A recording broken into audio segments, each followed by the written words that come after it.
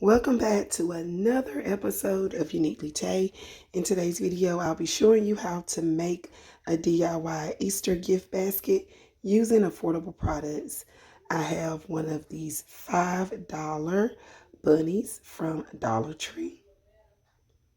And I also really love the fact that we do have a $5 section in Dollar Tree now.